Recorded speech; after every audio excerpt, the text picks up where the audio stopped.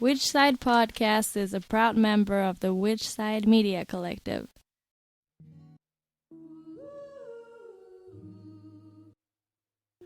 This is episode 59. Yeah, we have Matt Gauck on this week.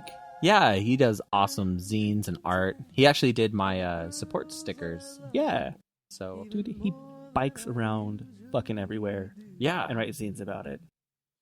totes. Dude, the leg muscles on that motherfucker. They've got to be intense. Oh my god. They might be able to hug you. That would be one hell of a hug. All right. Yeah. That was actually, I found a few more of those stickers, so I was going to say if anybody wants one, they should totally hit us up, and I'll send some to you. Sweet. Yeah. What do we have going on this week? I'm sure that the horse carriage protests are still going on. Yeah. Temple Square. Yep. And that's Friday and Saturday at 6, I believe. I believe so. Check out local events in your area, whichsidepodcast.com. If you don't see your area listed, either drop us a line, we'll help with a calendar, or set up your own events and let us know when we'll put them on the calendar. A bunch of people are going to be doing gifts giving this week. What's gifts giving?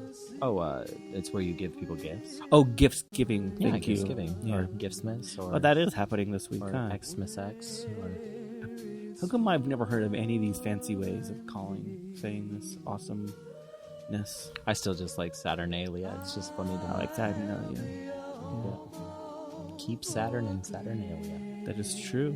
So, Keep Christ out of Christmas. through the end of this month, if you purchase anything off of our wish list on whichsidepodcast.com, get a free membership from a year to a lifetime.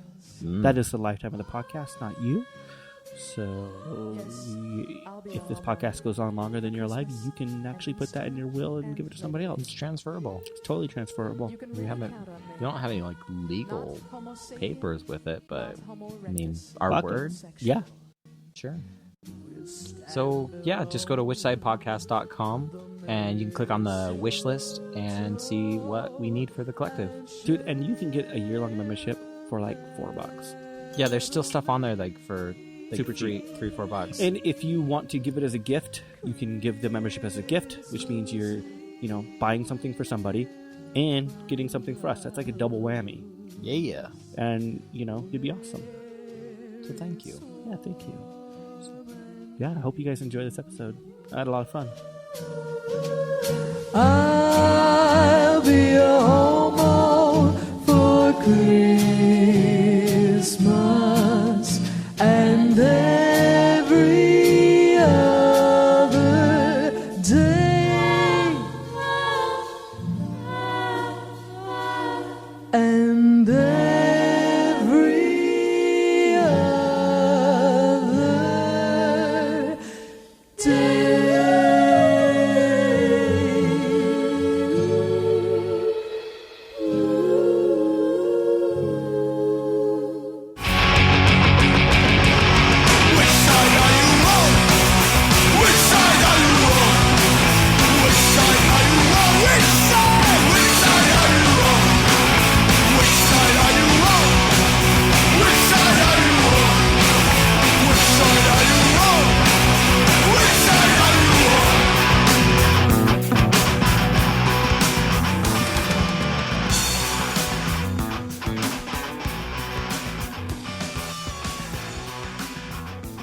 Did that work? Yeah. Cool. Okay, sweet. How's it going? It's going good. How about you guys? Doing good. I'm doing all right. Hey, I'm Jeremy, by the way. Cool. Jeremy, nice to meet you. I'm Matt Jordan. is me. Nice to meet you as well. I was joking with Jordan. I was going to ask you if people called you Cock because of your last name in high school, but he didn't want me to say anything. So this is me not saying anything. Cool. You don't say something a lot similar like to the way I don't say things. Yeah, it's funny, like I think you pronounce it Gauck, like that's what I've been told all my life, but no one ever gets it right. I always get like Gauck because I think people are like, it looks pretty much like cock. I'm just not gonna say anything. So yeah, for whatever reason, like the idiot friends I had in high school weren't clever enough to pick up on that, so it wasn't like an issue, but they should have been. Clearly. I think kids, the best that they could come up with my name was like Hell All Day instead of Halliday. It's like, that's not even funny. Man, mine was just go park it in a parking lot. Parking. I'm like, Oh God. yeah. Kids Hey, suck. we're getting kind of a robot-y connection on Skype. Let us restart real quick and try connecting again, see if we can get it a little bit better. Okay, sure. Okay, sorry, hold on 1 second. Yeah, no worries. Hello? Any better? Much better. Oh, that is a lot better. Oh, nice, good. Yeah, Awesome. fucking technology, man. Yeah, I know, right? Yeah. How is it just to complain that we can communicate effectively over a large distance? Yeah, I know. With one of like 100 different methods too. Yeah. And be able to capture that on a device that we can then manipulate later. Exactly. Fuck this. This is ridiculous. First world problems. Have you seen Right. somebody went into Africa and had like people read first world problems from people in Africa? No, No. way. Oh my God. It's fucking sad. Really? Yeah. Oh God. Yeah, like there's this Yeah. little boy doing laundry in a river reading tweets about fuck this, my dryer's not drying fast enough. Jesus. Dang. Yeah, that's one way to make it relevant is to be like, oh, right, okay. There's like as if you could complain about the sun not drying your clothes fast enough and have like a leg to stand on, you know? So it's so sickening. Yeah. Totally. Anyway, sorry to start that on a weird note. No. I'm all about getting the weird notes, you know. Like hit them all. Why not? Yeah. So we got the cock in the name, and then Yep. we got poor African children. Nice. Yeah.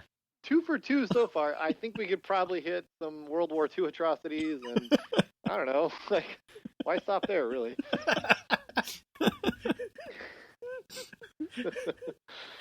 Can we bring in like the Hootsies and Tootsies also?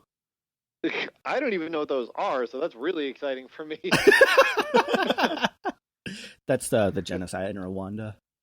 Okay, yeah, it was like in a second I was like, those sound like really comical names, and I was like, come on, Brain, I know you know something about this. Oh, right. It's not just some weird 20s slang from like, I don't know, pre-railroad times. It's like some really messed up stuff. Fuck, I wish it was though. Right? Yeah. The names. It's all in the name. So you make zines, and I've always been super respectful of people who make zines because I've tried and I always fell. Oh, nice. Yeah, it's a funny kind of thing. I feel like I only started because I remember reading a lot of them, like kind of in high school and things like that, and I was like, God, these are all really bad. And somewhere in there, I was like, I feel like, you know, I'm not great at everything, but I feel like I could do better than this. And that was like enough of a reason to be like, I don't know, I'll try to write some of this down. And frankly, like the first one I ever did, I was just sick of like writing the same letter to like the 6 friends of mine that I kept in good like pen pal touch with, and I was like, this is dumb. Like, I'll write it once and photocopy it, and you know, then I'll just give it to random people too. Like that's not a bad idea. Like, yeah. And that is honestly like how that started. So what is your process for writing a zine? Because like I don't even know how people start. Well, I've got like, I think I've got a more unique one than most because like mine are almost all based solely on like bike touring. Mm-hmm. So like for me, it means like, all right, I gotta go like, you know, I need to have like an experience where 99% of things go wrong and everything sucks.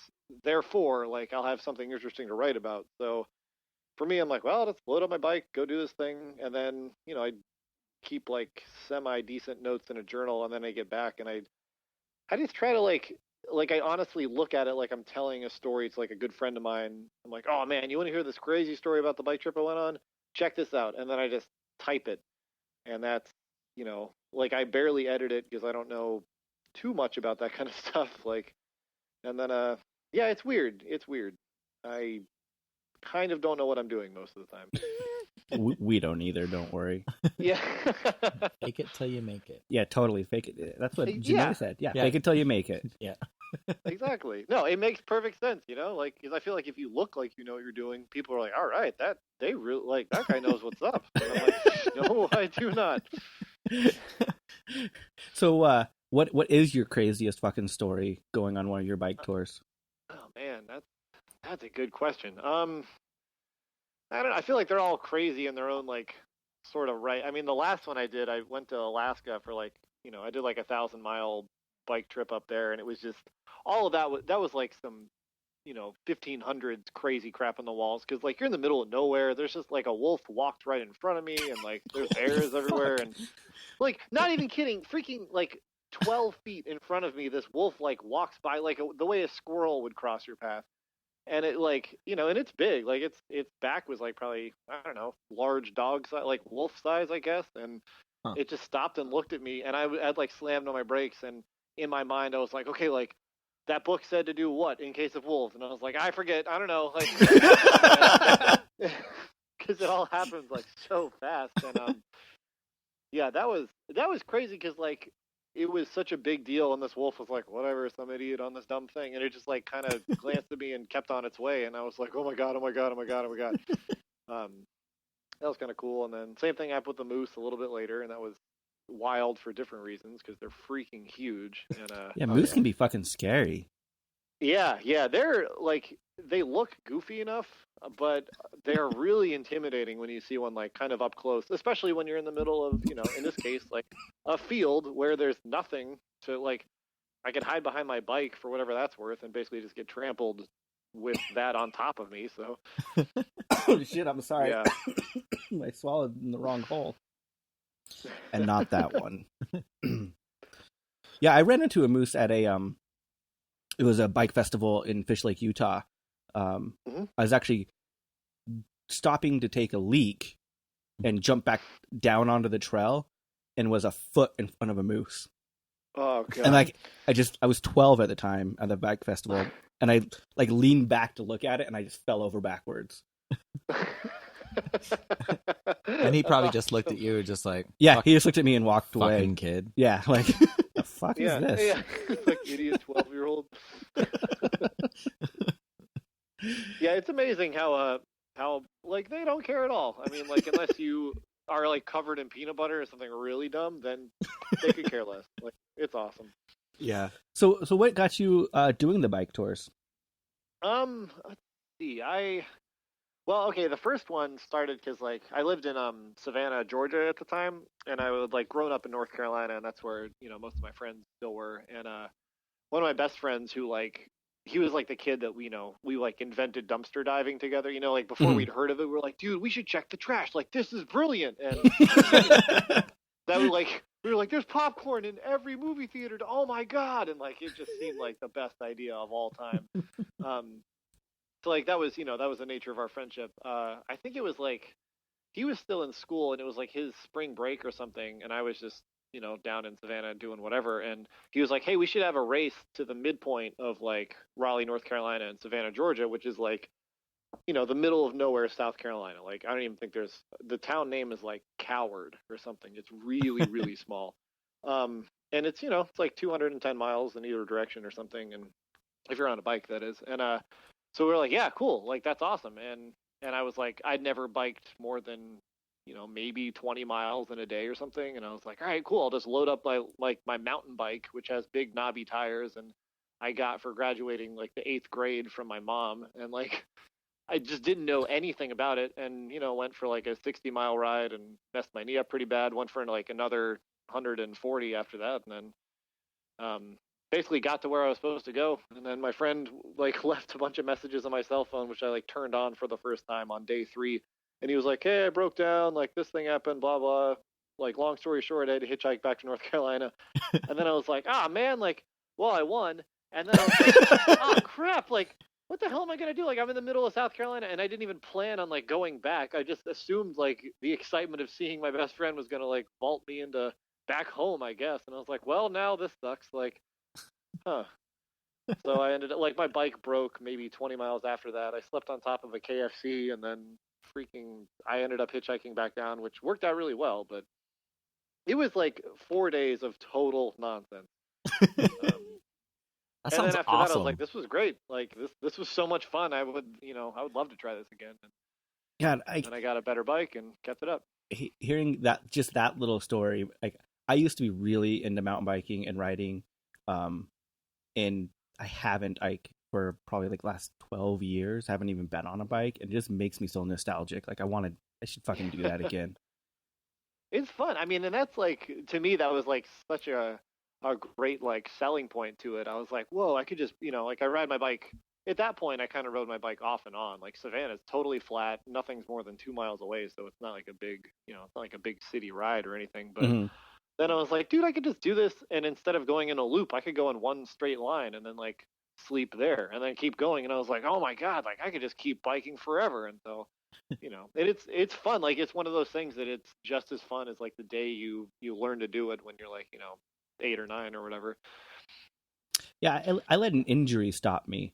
Like I shattered my collarbone in 7 places getting ready for a downhill race, and then I only got on like a year later, and I went off like a 2-foot drop, and I had to stop immediately because it hurt so bad, and I just let it go completely.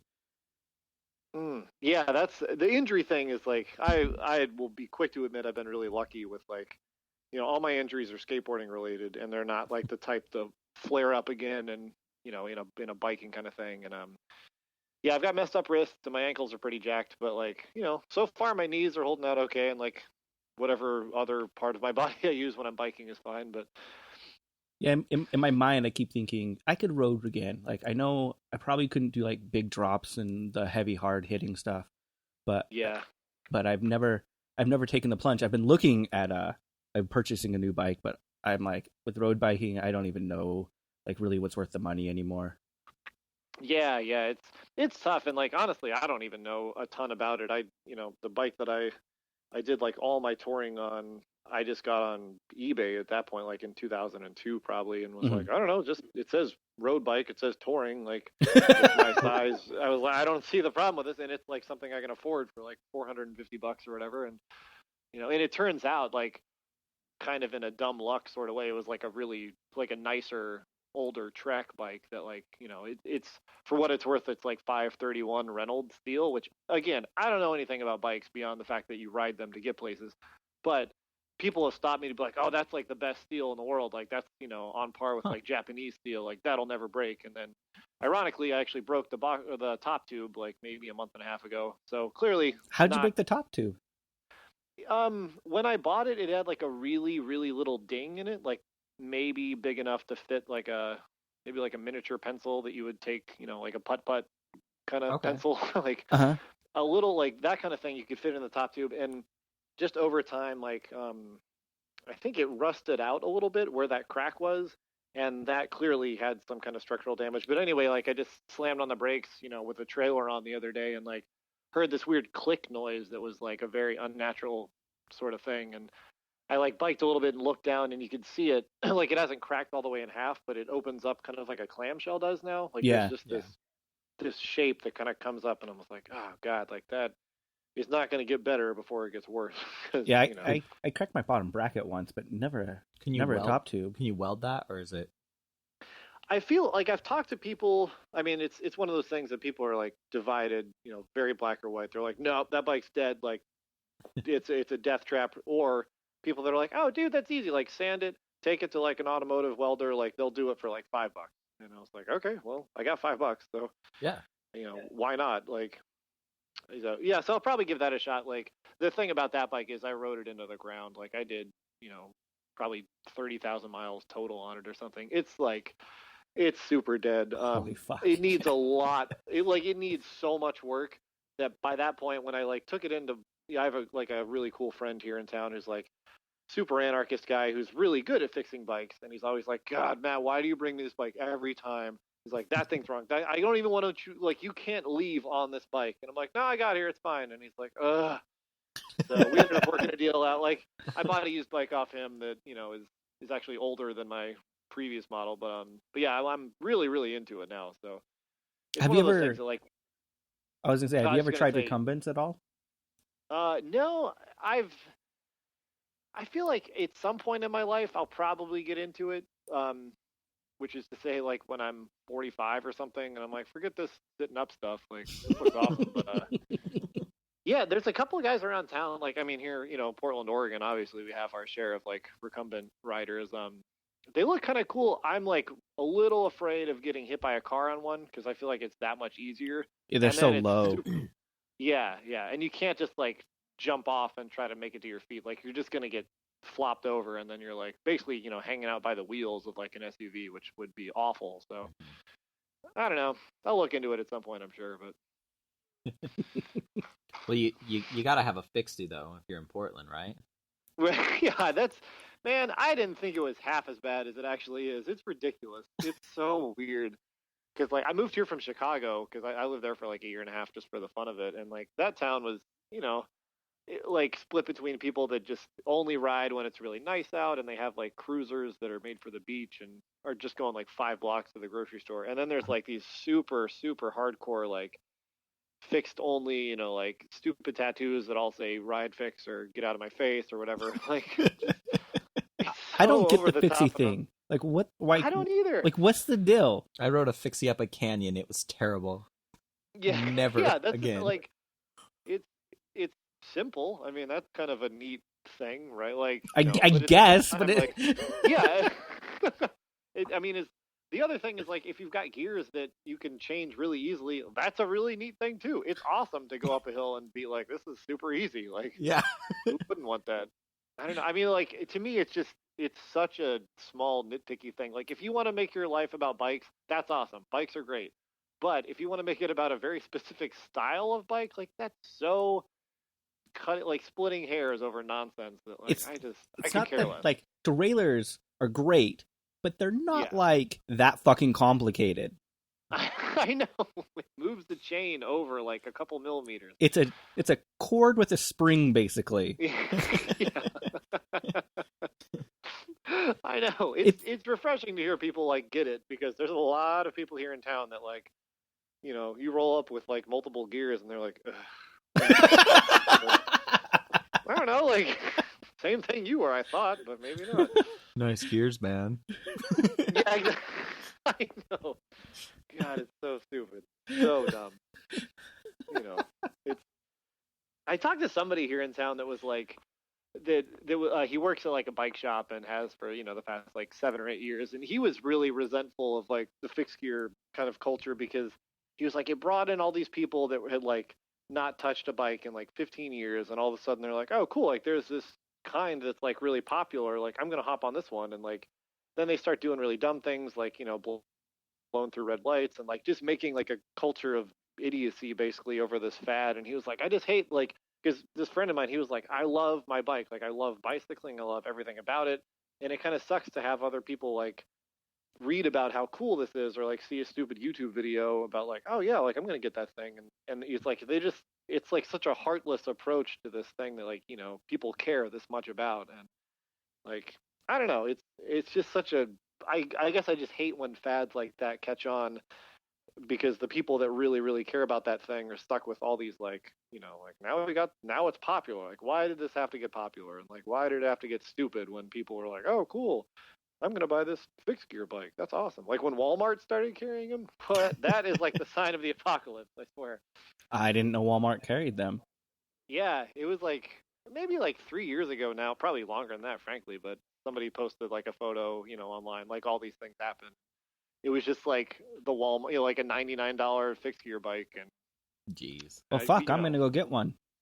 Right? Yeah. Fuck that. With the holiday season here, why probably- not? Like, Probably get a discount on it this time of year. Yeah, probably. yeah, seriously.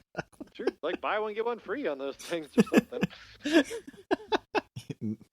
So when the parts break on the one, you could always fix it Right. I know, exactly, yeah. the next day. That's the really exciting part, is like, if you're on a bike that has no brakes to begin with, you really want to be on one that's going to brake like pretty much within the first mile. Like, that is going to be an exciting ride for everybody. Maybe it's that I broke my collarbone because my brake cable broke, so I really like the idea of having brakes. Oh, yeah, oh God, that's awful, man. Yeah, it was pretty bad. Ugh, yeah. Well, I mean, if you're going to break a bone, go for 7 places. Don't just go for the one.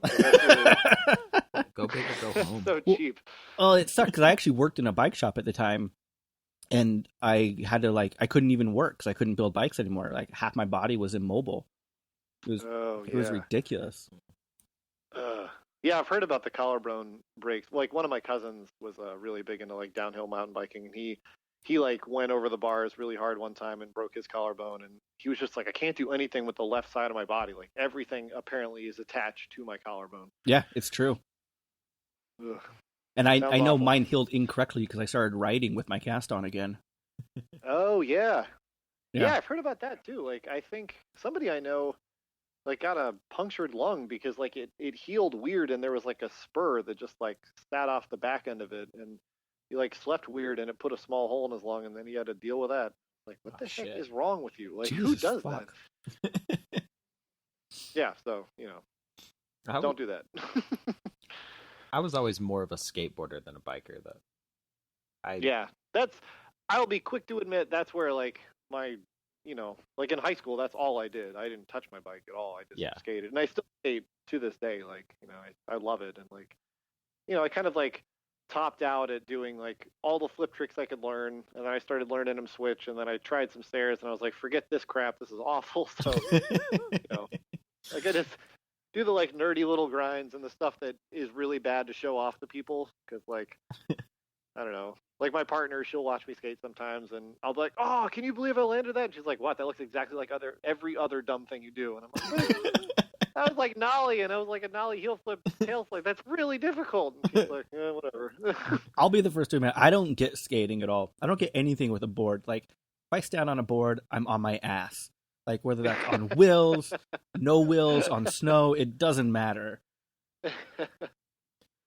It's five. Yeah, I think that like that's kind of the allure of it. Is so freaking hard to even learn to stand on it, and then beyond that to be like, you know what, I'm gonna like do flips on this thing and land back on top of it. Like, yeah. I did get into.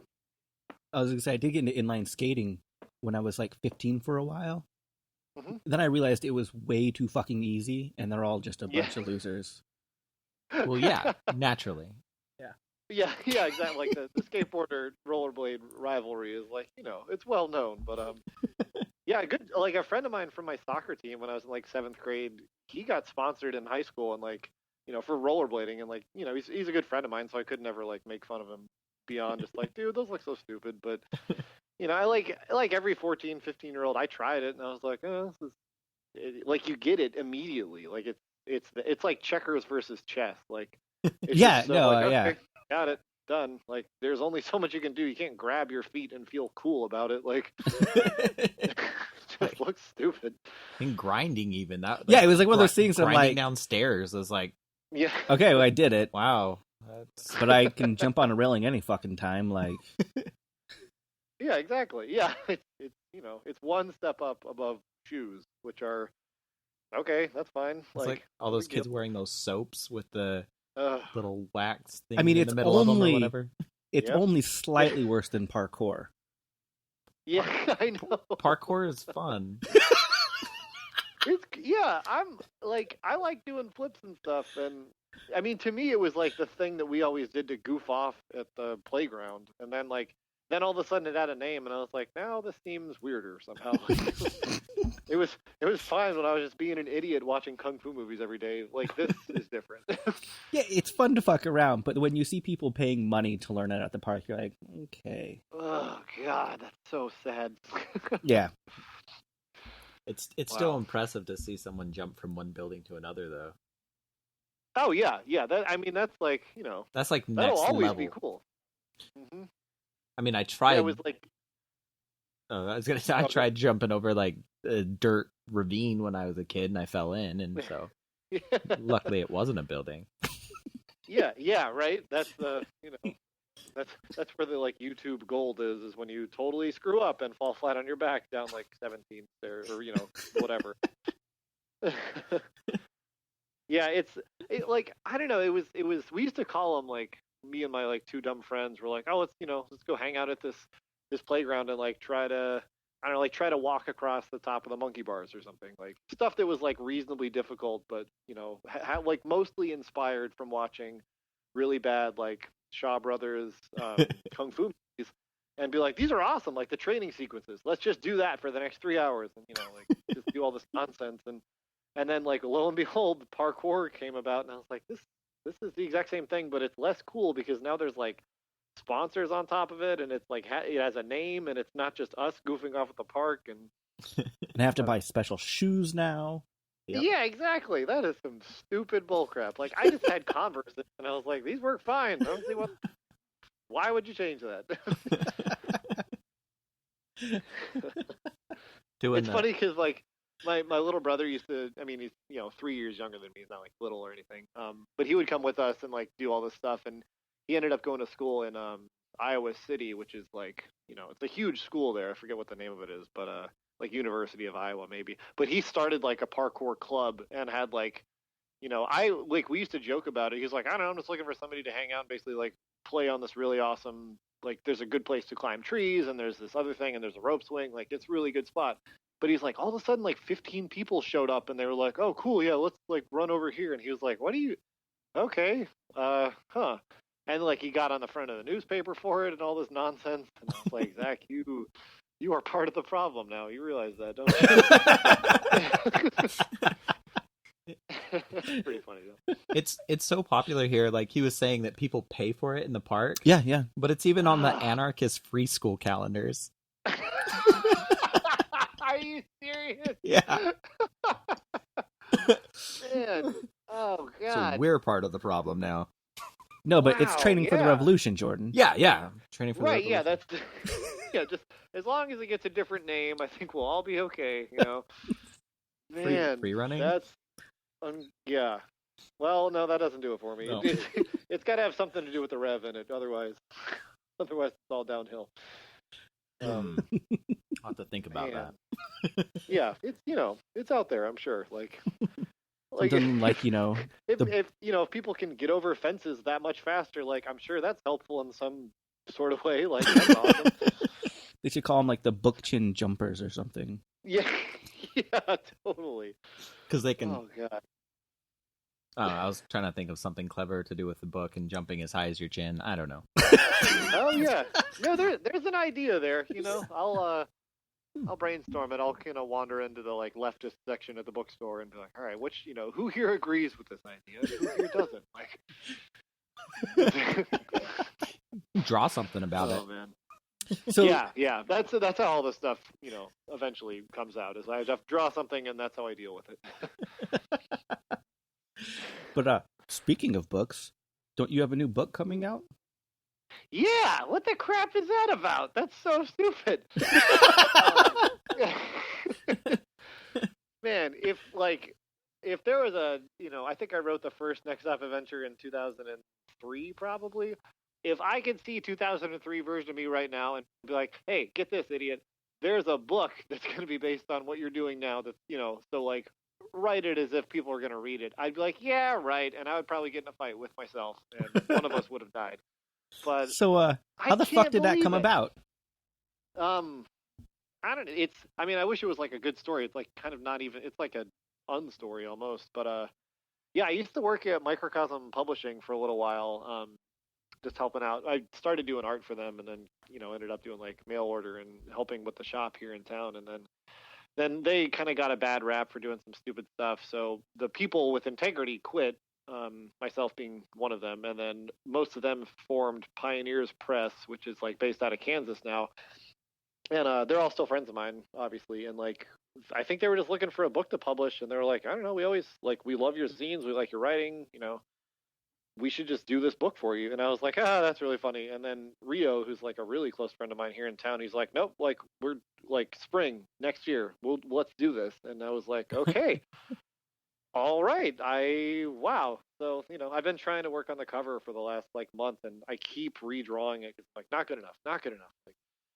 Like something about it, like a zine is awesome. And I know, and I totally believe that it's like a very valuable, and, it is writing, and that's awesome, and it's just available writing. But something about making the jump to a book seems like that much more legit, and I don't know. It's crazy. It's one more step closer to selling out, man. Yeah, exactly. Which is, really like, that's really the basis of my life right there. Yeah, it's funny. It sucks in my mind to think that like, like now, I still give away zines. I sell zines off and on. Like I'll take them on tour, things like that. And when I'm out of them, I'm just like, all right, show me to a copy shop. Like I'll have 100 by the end of the night. And like now, with a book, you just can't do that. Like there's something about bringing in more people or like relying on other sources all of a sudden like takes it. They're definitely like a DIY company, and the friends of mine are it's just four of them doing it. Like it's not a big thing. Yeah. But like every step that's like less, it's not as DIY as like the things that I do in my personal life. So I'm like, man, I got to rely on somebody else to do this. Like when it's out of print, I can't just go make another one. I can't be there to watch it get printed and be like, oh, I should actually change this thing because this looks better this way. Like, I don't know. It's weird. It's totally weird. So, like, what's your process? Do you set aside time? You're like, I have to fucking work on this during, 9 to 5, or just whenever you feel like the urge, or how do you do that? I go kind of back and forth. I'm like, I try to be very aware of when, I don't know, like I learned really early on, like mostly in drawing, but I think it applies to like any creative pursuit. That you can't like force yourself to do it. Like if you really try to like, you know what, I'm going to draw right now. A lot of times I just get frustrated. I'm just like, this is coming out awful. Like I'm actually wasting my time. Like forget this. And that's when I'll go on like a bike ride or a run or like, I don't know, just make something in the kitchen for the fun of making something. But usually I'm aware of deadlines somewhere in my head, and I'm kind of like, well, I should get this done by this point. And it's usually like I'll wake up one day for whatever reason in a weird mood at like 5:10 in the morning and be like, oh, I should do it right now. And I'll just like run over to whatever, like, either handwrite it or like sit on my laptop or something and just crank out some stuff. And it's like once you kind of get it going, I feel like it maintains a momentum, and that's the only reason I can finish it is like because I'm like I get interested in the thing. Like this is great. Like I'm a genius all of a sudden, and then But like I always hit that point, maybe 60% into it, where I'm like, you know what? No one's gonna read it. What am I even doing? Like this is ridiculous. And then I'll sort of shelve it for like I don't know, probably a week or two, and then invariably I get some weird email out of the ether that someone's like, dude, I live in this little town in Australia, and like I'm not even sure how to tell you about it. I ended up with your zine, and like it inspired me so much that I went on this bike ride and got to the coast, and then I'm like, wow, somebody did read it. Like I'm gonna finish this thing, and then that's like the momentous push to finish the rest of it. Yeah. I still find it weird, like when I find out people listen to our podcast, and it's probably the same like when you find out people read your stuff. It's like, sure, yeah. We just throw this out there. I don't think fucking anyone listens to it, but no, I think that's a perfect example of like doing a thing that you're interested in doing and like you care about doing, and it clearly means something to you guys, and like it's just funny to think to have someone else be like, yeah, I love that thing, and you're like, are you sure, really? Like why? Like what? That's so I don't know. I feel like it comes up all the time when. I feel like one of the best bits of advice I end up giving is like, if you're like into doing something, if you have like a real like passion for doing a thing, you should just do it. And chances are like, if you just, kind of keep your head down and work on that thing, like someone will take notice and be like, wow, this is really awesome. Like you should do more of this thing. And, and eventually that's presumably how you get rich, if that's what I understand about. Oh, is that why we're doing all this? Yeah. I think so. Yeah. I've seen DuckTales. I know how it works. Like, you get a bit of money, like, it's going to be awesome. It's not just a money hit we have to pay for and be like, fuck, I hope someone's listening to this. Yeah, exactly. Like, that's, again, like, I have no proof. I just honestly expect some giant oversized check to show up in the mail so someone will be like, all those drawings you've been doing? Like, here you go. And I'll be like, finally, like, some old rich benefactor will take pity on me and give me, like, a couple $1,000. Like that would do it for my lifestyle. So we'll see. So what kind of zines do you like to find and like do you search out for? I'm still like a sucker for the like Common Bus. I mean, Common Bus in general, like I've always loved. But anything that's like well written, I feel like that's probably the best. The like precursor. Like if it's not well written, which is to say, like if there's bad grammar, if you don't know the difference between hitting enter and hitting a space bar, like stuff like that is a major issue for me. But yeah, anything that's like like little punk lifestyle type stuff.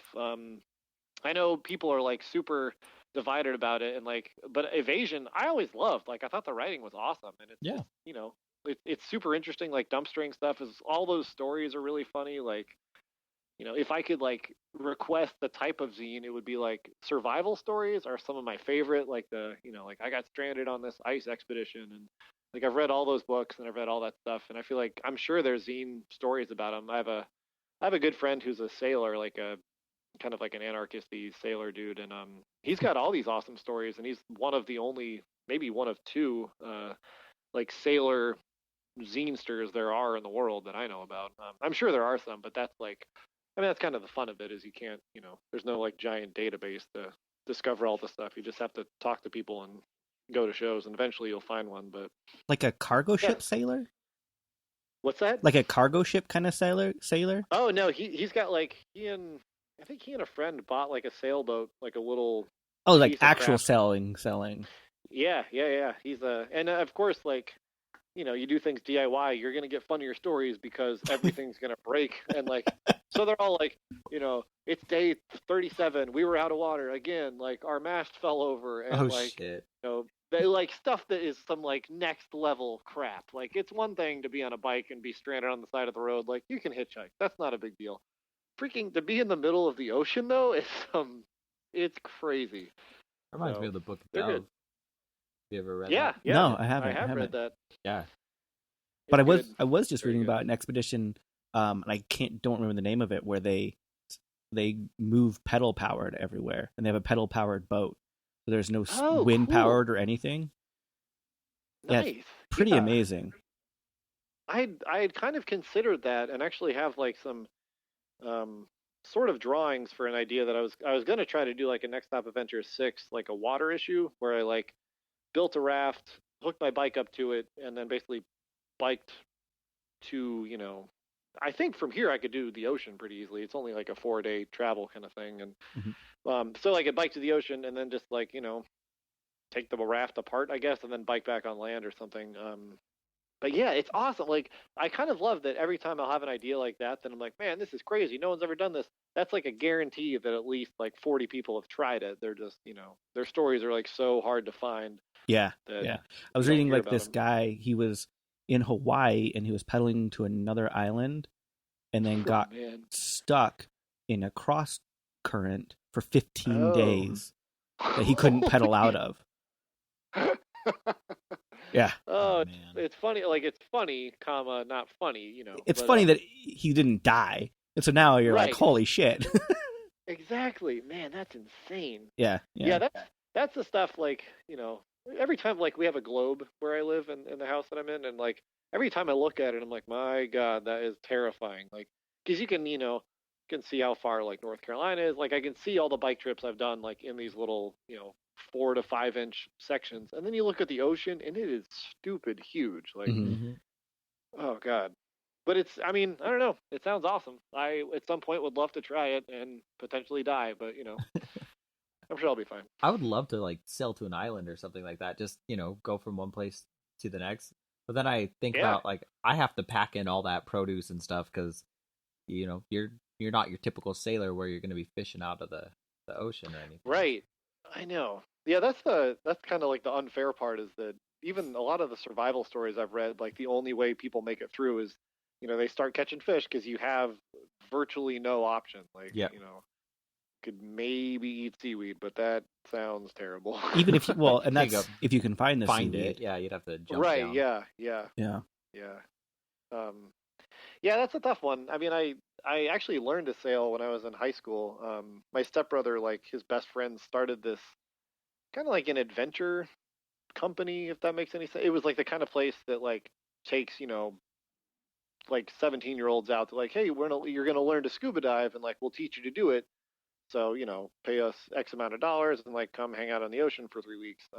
So we did that since like his, he was like, oh yeah, we can get you in that thing for basically free. So I went, and it was awesome. Like, learning to sail was really fun, and it's, I've always wanted to learn. My barber sold his barber shop to build a sailboat so he could raise his family on a sailboat selling the world. Oh man, that's awesome. God, Yeah. that stuff is so cool. It kind of pissed me off because I went in for my appointment and he's like, "This is my last appointment. I'm building a sailboat. See ya." Well, you have every reason to be upset with him. I'm like, who the fuck else is gonna give me a straight razor shave on my neck? God damn Yeah, it! the person that's there now doesn't do a razor shave. No, that's why I stopped going. Weak. That's awful. If I'm gonna shave, fucking straight And he razor can't even- only. It's not like you can even go find him. He's fluid all the time. Like he's somewhere on the ocean. Yeah. That is Yeah. really hard to find. He asked me if I wanted to go. Wow. I'm like, there's no way my wife would say yes. Yeah. Even if I wanted to. I know, right? Yeah, that's one thing. My partner, she's like really down to do adventurous type stuff, and she and I are actually doing like a cross country bike trip next year. I think we're taking the whole summer off to do kind of like a slower pace than I usually go, because I usually do stupid stuff, and I'm just like, I don't know, like 100 miles, why not? And then I miss all this really awesome, like a bunch of good hikes and like good camping spots. So we're gonna try to do like 50 a day, and I think end up in probably Pennsylvania or Virginia, depending on which route. But at some point, she was like, I don't know, I feel like I'm not gonna want to end then. Like, what if we like got a boat and like went down to Florida or something? And I was like, that sounds freaking awesome. So I don't know how, and it's probably not even feasible, but that's part of my plan for next year. That sounds amazing. The longest I've ever done a bike ride is about 350. I went from Salt Lake to St. George. Nice. And but I was like 16. I did it with my dad at the time. It's like, how do you get ready for like these long rides? Surprisingly, almost not at all. Like I just sort of, I wake up that day. I don't do any training or anything like that. I feel like the training part is irrelevant because, like, I mean, I bike all the time anyway. I'm not going to surprise my body to put on another like 20 miles or something. I don't know. I end up packing like kind of like a 10-year-old might for like his first sleepover. Like I bring like 2 jars of, it's like a bunch of peanut butter, a map usually, and then like 2 books to read in case I get bored, and then most times I'll go with like one other change of clothes, and then like a hoodie that I like. Well, a hoodie that I like, kind of like, because I know by the end of it I'm gonna hate it or something. Which is always true. It always like sun bleaches my shirts really bad, and like I did like a 2,300 mile sort of cross country, mostly just like both coasts and some of the inside of the states. But I had like a dark blue shirt that was like, by the end of it was like a light gray, except for the armpits, which were still dark blue, so it looked really freaking weird. Yeah, but yeah, I don't know, just like a little bit of clothes, a little bit of like, I mean, food and water is like really the main, and like I've got a tent, like a sleeping bag, but So do you completely load up, or do you use a trailer, or do you kind of like completely load yourself down? I've always done like, I've got front and back saddlebags and stuff.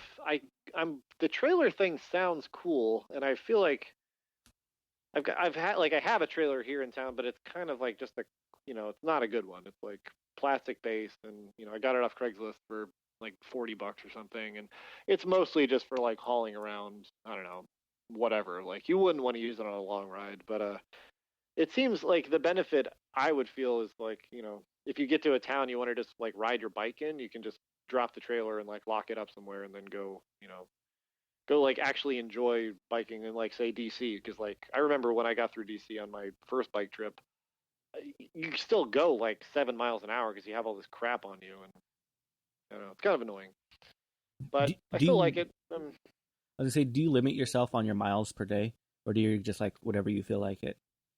I just go with whatever feels like it's working. Like, and if I'm within 10 miles of like a town that sounds like a better option for stopping, then I'll probably go the next 10 miles. But for the most part, I just kind of wing it. Like, I mean, there's some days like I'll wake up and I don't know, just not be as into it, and maybe like, I'll just do like whatever. Like the first 15 are really annoying, and then at that point, it gets a lot easier. Next thing you know, you're at like 40 miles, and you're like, all right, well, do a little bit more, and then, I mean, I've done like 100-mile days, and they're weird, but it's like once you start to concentrate on the idea that you're gonna do that, like once you hit 70 or 80, you're like, I don't know, like 100, that's not that bad. Like, why not? Let's keep going. And yeah, I don't know. Yeah, it's weird. It sounds crazy. I realize that. Yeah, I've only done a century once, and I don't think I'd ever want to do it again in one day.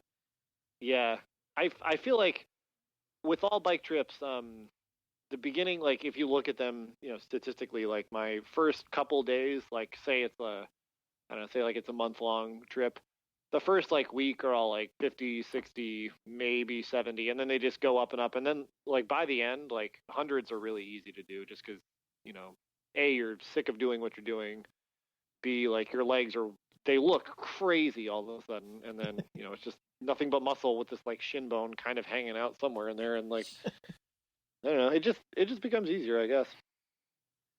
So do you usually try to like plan your stops in an area that is easier to sleep, or like do you want to rent a place, or you usually just crash?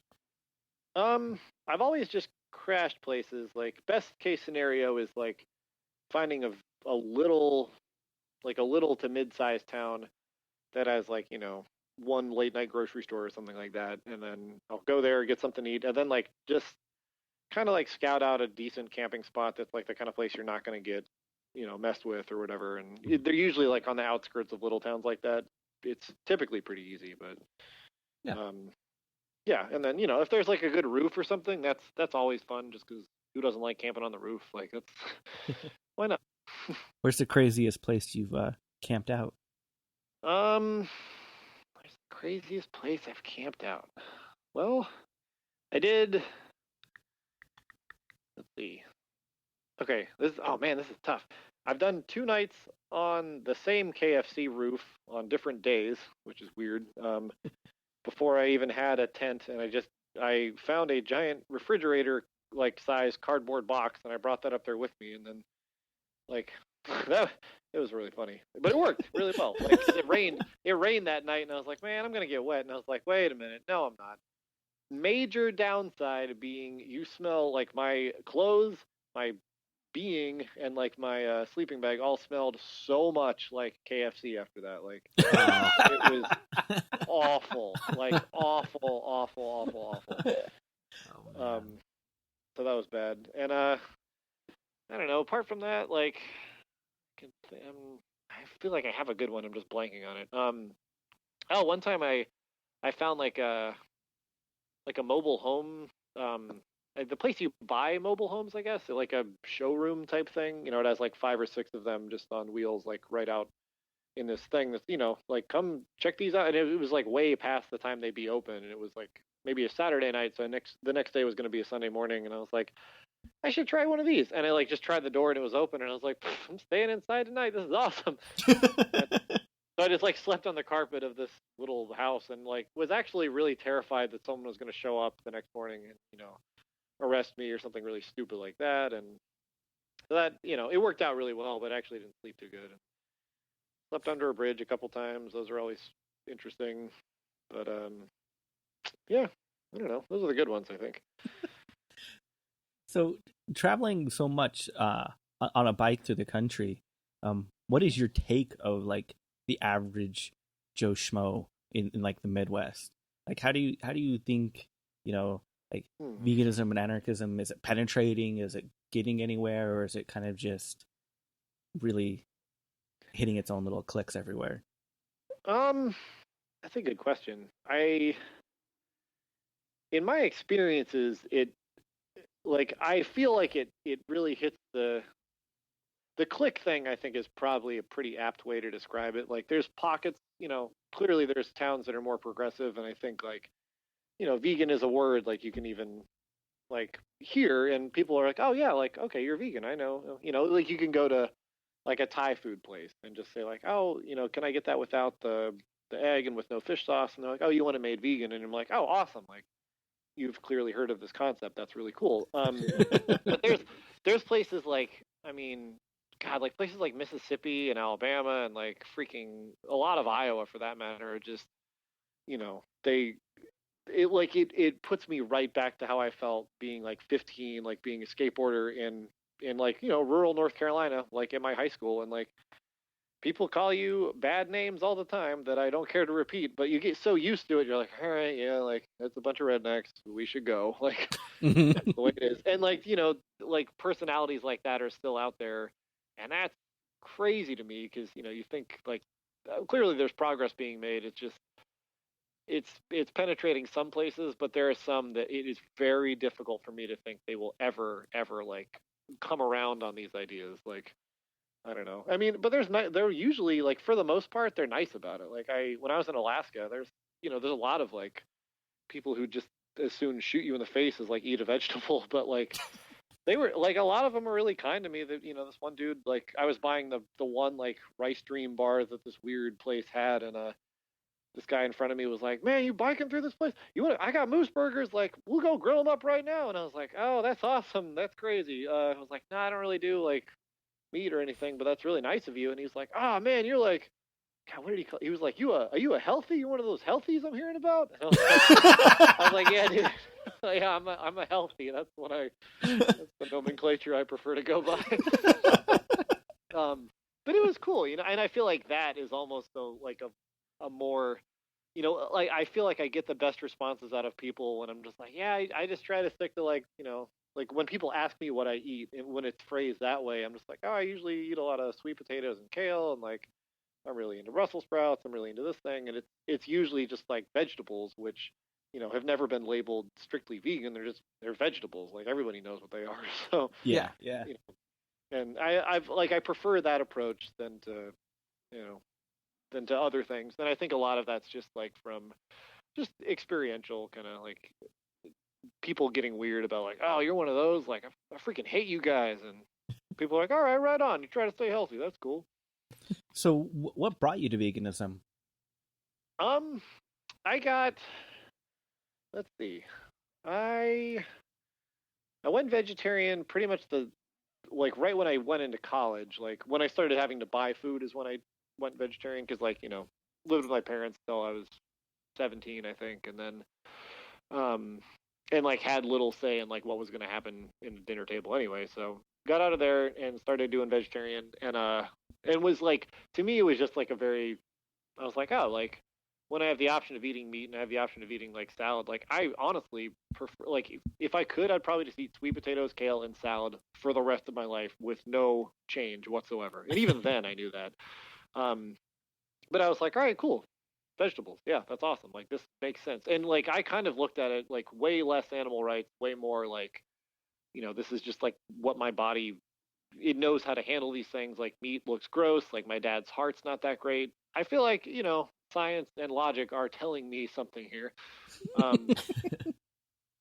it was very like straightforward and simple. And then I got to veganism.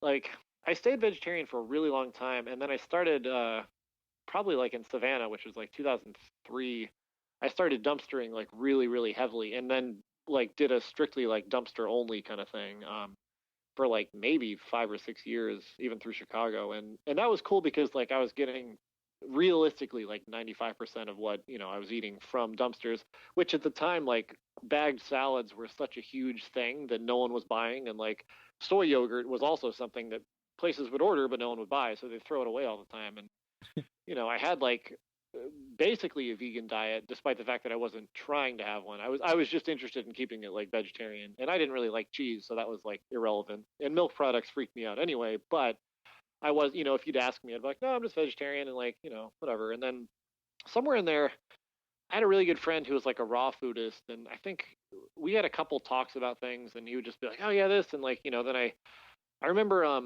the artist Sue Ko, who has done like a lot of like, she does a lot of like charcoal things and some really like stark black and white paintings that are almost expressly about like animal suffering and like slaughterhouses.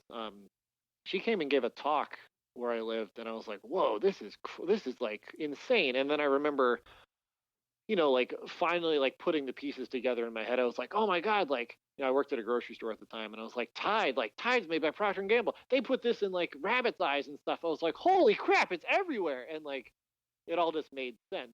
in this in this moment of panic when I was like, how in the world do you get away from this? Like, I have no idea.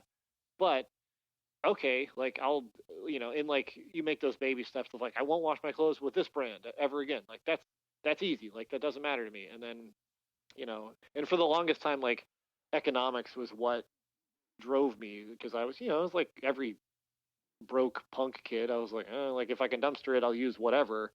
Like meat excluded. I stopped eating that period. But like, so I would buy vegan always, and then like eat vegetarian if it was free. And then I think I went full vegan probably when I moved to Portland, actually about 6 years ago, just because honestly, like the Portland dumpstering scene is terrible. And I was like, well, okay, like if I'm gonna buy it, like this, I was like, you know what, I should just do this. Like I'm not, like it was the point when I was like, I'm okay with labeling it as this now, and it's, and that's, I've been very strict about it ever since. But at the same time, like, I'm quick to realize that, like, I would like to think what my diet consists of is just, healthy food that happens to be extremely vegan because it's all green stuff.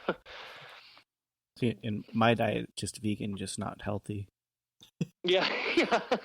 Well, I mean, I work at Food Fight one day a week at like our vegan grocery store, and like, I'll be the first to admit when something breaks open there, that's like, don't even get me started, but freaking like those Almond Dream bites or whatever they make. Oh, like, those are so good. They're so freaking good, and like, is it my fault if I step on one and have to eat all 30 of them? Like, okay, fine. Like, they're amazing. They're super, super, super good, but. Yeah, it's that's one of those things. Like, I don't feel guilty about buying like once every 3 or 4 months.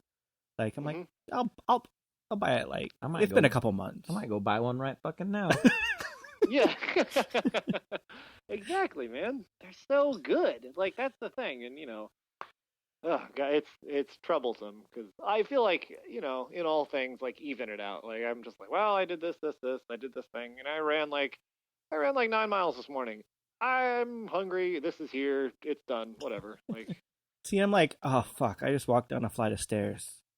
Where's those almond bites? Yeah, exactly. Like you look at an elevator and you're like, nope, not today. I'm taking the stairs. Like it's full on dessert when I get home. Exactly. Take the elevator down and eat it too.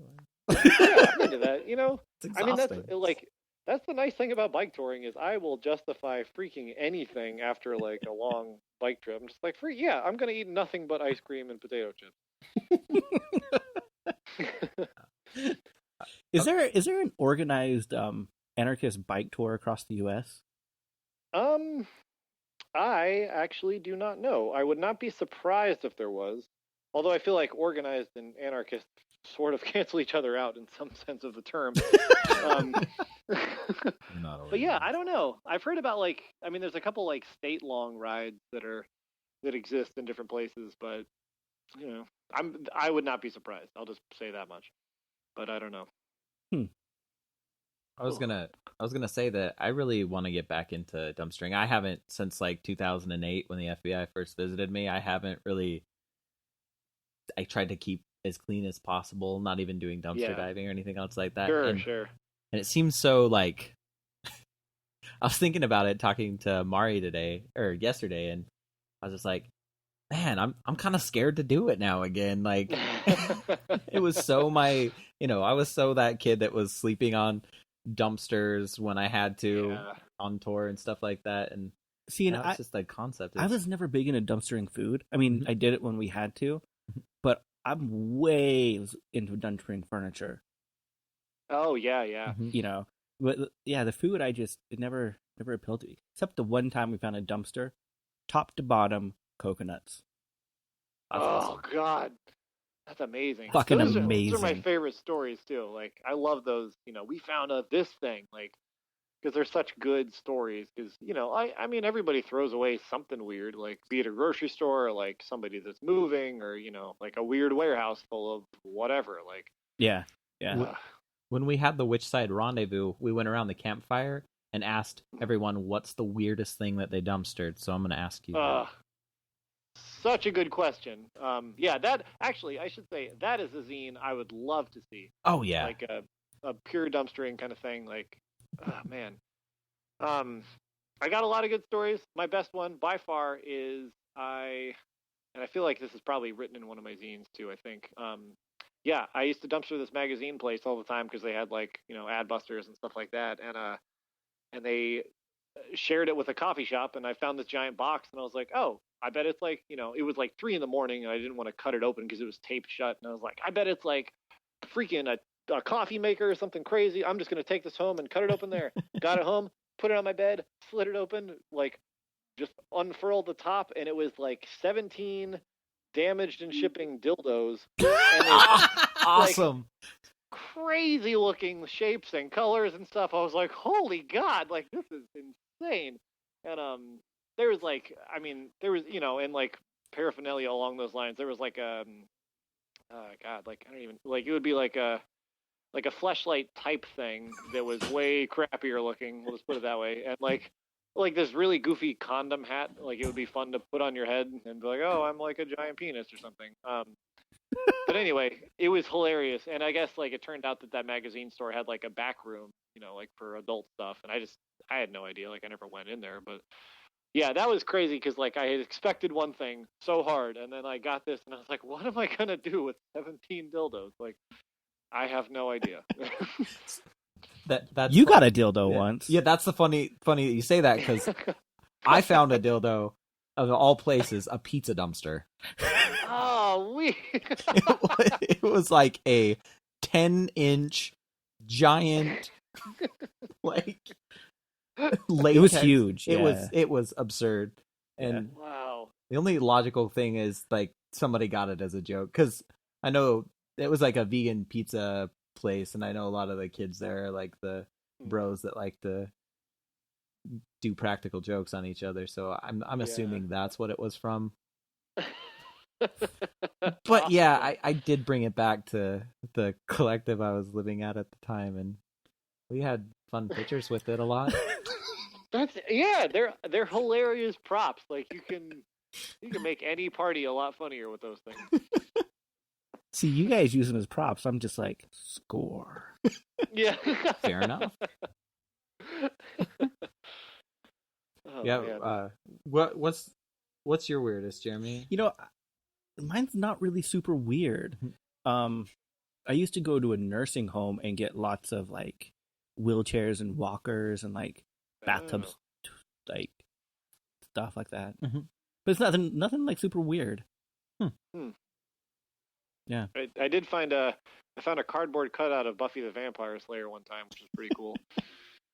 It was like my brother and I used to go like on Christmas Eve dumpster around our hometown because we'd always, because no one's out and it's pretty easy to find stuff. And it was at some like thrift store, and we like hopped up top, and I was like, holy crap, like Buffy the Vampire Slayer, no way. And so we brought her home and like put her by the tree, and my mom was convinced that someone was like had broke in because when she woke up there was like this shapely young woman hanging out by her Christmas tree, and she flipped out really hard. Like, no, it's just a cardboard person, Mom. She fights vampires. It's fine. It's not a real person. It just reminded me when we did vegan prom, like in 98, 99, we decorated the entire room by dumpstering. Oh, really? Cool. Yeah. And so we had like lots of like weird fucked up potted plants and like lights that only half worked. See, I need to go out and start doing it again. See, it's the fun stories like that, just finding the weird shit. Like not even finding things that are valuable, but finding things that are just interesting.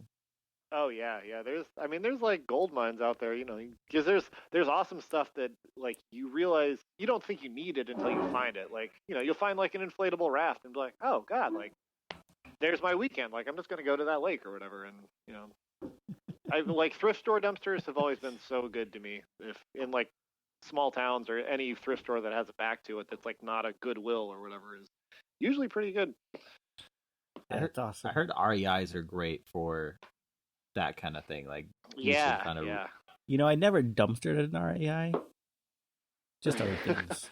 They usually like slash things open though, like the jackets and everything. So you have to stitch them back together if you want to use them. But yeah. If you're handy with like a needle and stuff, like it's usually really easy. We used to hit the one in North Carolina all the time, and like they had bike parts a lot of the time, and like, you know, we found like a whole one of those. It was basically like a bike trailer, but it's really the kind that like people push their kids around in, that, like you run with or whatever. Yeah, But yeah.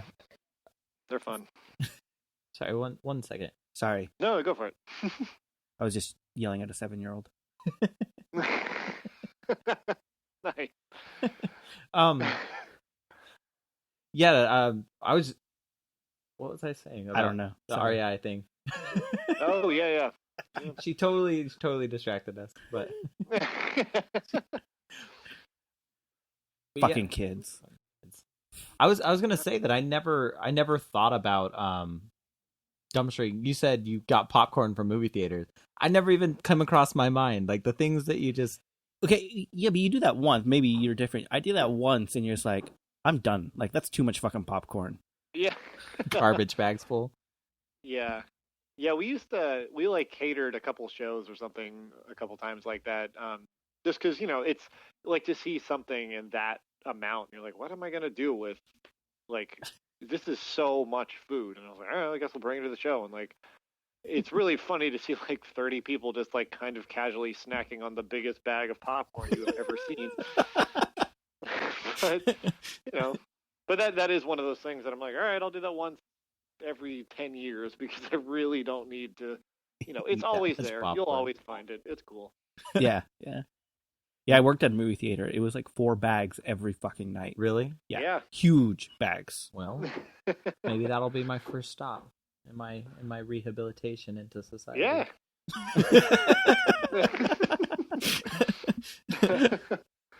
Yeah, it's like a renaissance, as it were.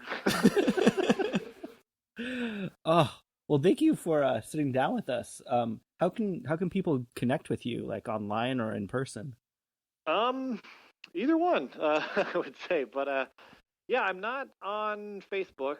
I'm actually pretty bad at the internet. I live in a house that we chose not to have it here, which has been awesome, but you know, it creates amusing little problems now and again. But yeah, I feel like I check my email probably once a week, and then I don't know. Like I have zines out in the world, and like I do respond. You know, like I feel like if people take the time to write me and stuff, I will always make an effort to do something worthwhile back to them. I don't know, but yeah, it's just like mattgauck.com is my website. I'm sure all the contact information is still on there. So, or if you see a bearded guy somewhere in the world, just yell at him. I don't know, it's probably me.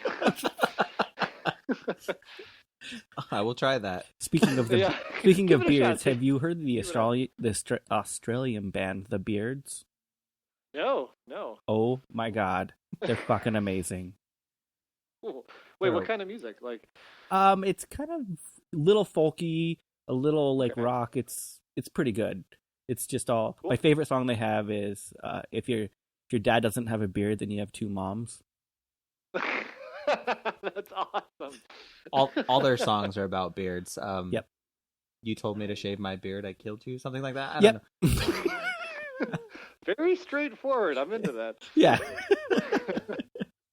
I like when a band that, like, you know, like the song titles sound like, I don't know, like a goofy grindcore band, but they play folk instead. Like, why not? That's awesome. Anyways, we end every episode saying "fuck, shit, damn." Would you mind saying it for us this episode? Oh yeah, totally. I'm gonna do it right now. Okay, fuck shit down. Sweet. Okay. Well, thank you so much. Yeah. Thank you guys so much. This is awesome. Yeah. Okay. Well, have a great night. Yeah, you too. And, Okay. happy holidays and all that stuff. Oh yeah, yeah, appreciate it. all that stuff. Yeah, good. Happy Saturnia. Saturnia? Yeah. Yeah, you know what I'm talking about. I don't know. I think it's the solstice. I'll go with that one. Sure. Sure. See you later. Yeah, you guys take care. In honor of gay marriage being legalized in the state of Utah, of all fucking places this week, we have Venus Envy, I'll Be Homo for Christmas. And Pansy Division, Homo Christmas. But, as always, we still had a El Comandantes. Which side are you on? The homo side, apparently. If you're going to be buying things for Christmas this year, you should... Or for any other reason. Yeah, fuck Christmas. If you're going to be buying things from Amazon, totally go through our affiliate link. We get a kickback from that, and it helps us out. Helps us out. Doesn't cost you anything, and it gives Amazon less money because fuck them. Yeah. And so you should do that. Totally do that. If you're going to use Amazon, go to our podcast first. Our website first. Whichsidepodcast.com. Thank you. And click through our sellout link that we have on there. Yeah. It'd be much appreciated. Because this shit is expensive. Anything else? Oh, yeah, you could follow us on our social medias. Twitter, Facebook, Instagram. You know Tumblr. what? First person that tweets out this episode, let's give them a membership. Okay, be the first one. Tweets it out, and then... Or post it on Tumblr. If we get any let's see what we do. I might just do a social media round. Yeah. First person on whatever your preferred social media is, as long as we're on it. Totally.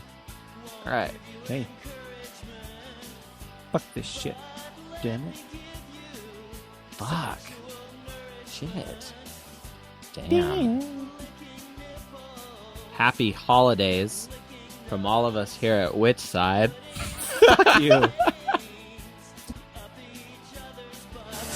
I wanna be a Christmas present. I wanna be a Christmas queer. I wanna be a Christmas present. Have a home of Christmas. I wanna be a Christmas present. I wanna be a Christmas queer. I wanna be a Christmas present. Have a home of Christmas this year. Which Side is produced by the Which Side Media Collective.